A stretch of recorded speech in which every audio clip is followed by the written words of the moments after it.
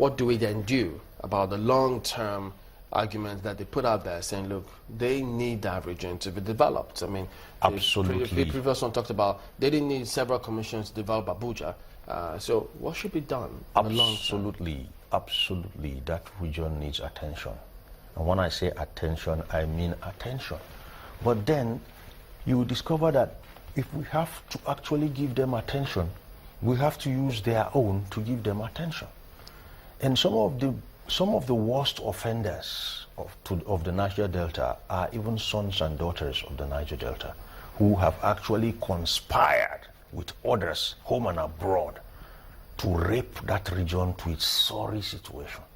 So, are we ready to be dispassionate and very, very decisive about this? If we could follow up on that, if we say then that, because I mean, we have such persons everywhere. Yes, of course, every region has its own. There will always be a Judas among every... Can we then come up with a model or strategy and say, listen, we have to be very stiff on this matter. If anyone does any such thing, contrary to what had been agreed with a view to developing those areas, the state can act on those. But they say that even the state looks the other way when these kind of things happen. Yes, you see, what I'm trying to tell you is, first and foremost, if we have to get that level playing ground, to begin to say, okay, going forward, this is it.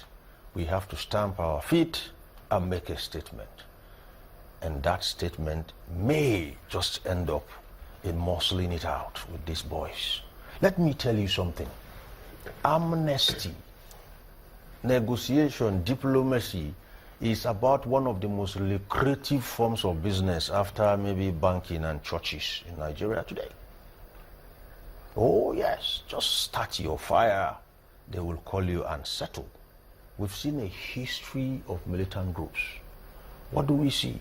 We see the children of parents who didn't have their heads on their shoulders resting in graves, while the leaders are flying their jets. As we speak today, if you still go to the website and read, you find out that there is no unison. Some other former local Rambo is not in support. But where is the moral justification from you to tell me not to do that which you did to probably own a jet?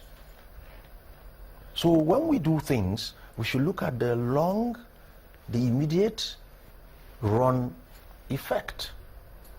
So it's as if everybody wants to do his own so that the government can say, come, let us talk. Then you even refuse to come and talk. Then they beg you to come and talk like we're doing to Boko Haram, until it is obvious that you are not even talking from a position of strength. So we shouldn't even be offering you anything. But you know, I was reading again the comments of the former vice president where he talked about this country and how that over the years, I mean, I think he's been advocating this since 2007. Yep. He says, look, this country needs restructuring. I've heard some economists say, look, we need to be restructured for development.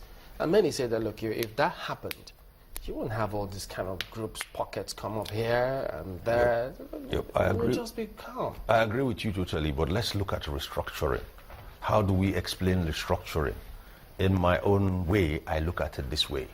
If you bought a plot of land and it was overgrown with trees and weeds and shrubs, what do? You're going to cut the trees. Then you're going to stomp the roots right out of the ground. And having done that, you're going to get a tractor or a bulldozer to grade it so the ground will be level before you can even call the surveyors who will fix your beacons. We haven't talked foundation yet. That's what we're doing now. We're cutting trees and stomping roots. And it's not going to be a pleasure ride. If you've stomped trees and roots from a plot of land, you know what I mean. The level playing ground that we seek to restructure upon has to first and foremost be set. How would you set that with the way things are going now? The way things are going now, we need to wear our seatbelts, take a deep breath, and hold tight. But this country, whether we like it or yes, must make a statement. It's hard, but then we walked ourselves this way maybe since 1960. So if we have to go back out of the forest, we are going to clear that path and go right out. There is no other way of looking at it. Well, when I say how do we do this, as in, at what point, what would it take?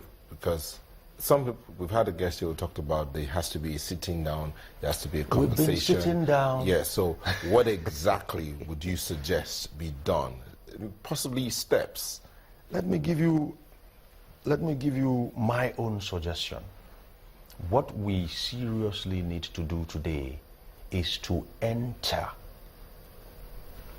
occupy the Niger Delta. Now, not with boots and guns, but with intelligence, information. We have to enter the subconscious of the Niger Delta. This is deep intelligence operation. It's called psychological operations. Whether we have the intellects to do that, how do you think your forefathers were convinced to accept Christ and Muhammad? It wasn't war. It wasn't. They had to enter subconscious Africa. These things I'm talking they are not things one will easily want to open up and start talking about here. But history is replete with examples. Goebbels said it once, that propaganda Hitler said, or during the Hitler Third Reich, he said, the more often you tell a lie, it becomes true. Talk less of even the truth. So if we want to spread the truth about this country, we must go subconscious Nigeria. And if we go back a little bit, say Henry Wilkins Commission, 1957, cool. Post-independence, he did the report. He looked at the fears that ethnic minorities possibly will have about the three dominant ones dominating the minority. That exists, and that seems to be part of what's playing out today. Many of these jobs, even those websites, they say, look at the appointments that have been done. We feel we've been alienated. And so people seem to predicate, those who stoke certain fire, predicate on that and sell certain things to people, and then all of this stuff. That doesn't, that doesn't cut any ice with me. Okay. Which part? The appointment or the Henry Wilkins? When you say there are three ethnic, how did you call it? The Henry Wilkins Commissioner says the minority groups fear that the three dominant tribes will dominate and marginalize them. Let me tell you something. If you say we have three widely spoken languages in Nigeria, Hausa, Yoruba, and Igbo, I accept with you absolutely. But I tell you, none of these three ethnic groups can claim they are the most populated. Not everybody who speaks Yoruba is Yoruba. Not everybody who speaks Hausa. Some people I'm trying to bring out is I'm getting you. Some people actually confer minority on themselves. How many communities have decided to even fund census of themselves? Where would that be accepted? Even if you fund it? Don't have to accept it. The nation doesn't have to accept it. We can count how many of us are in our village.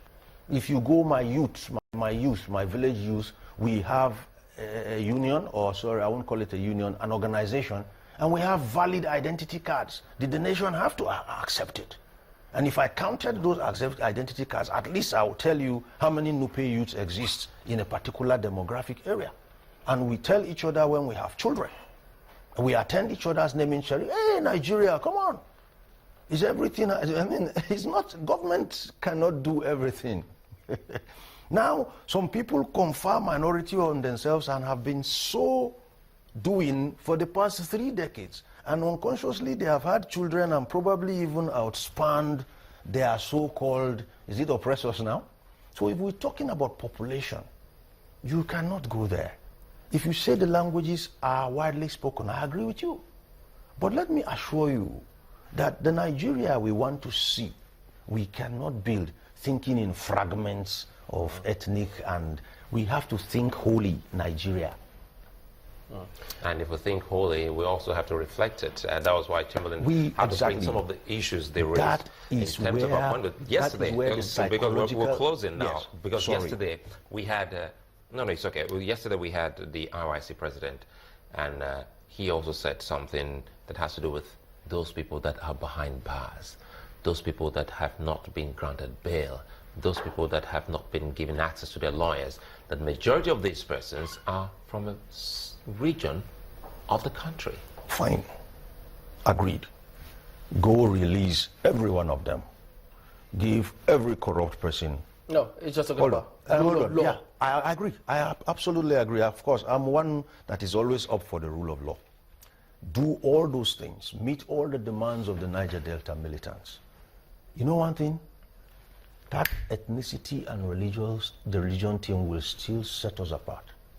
The only aspect of our nationhood today it is grappling with and finding difficult to set apart is the armed forces and the law enforcement agencies, and that's what holds us together. If I could, this is a yes or no question. I mean, do you agree with the comment of the British Foreign Minister that says the force will not solve this problem? Force will not solve this problem, but force will initiate the solution. Rtd Capt Umar Aliyu, thank you for coming on this morning. We'll be back in just a moment.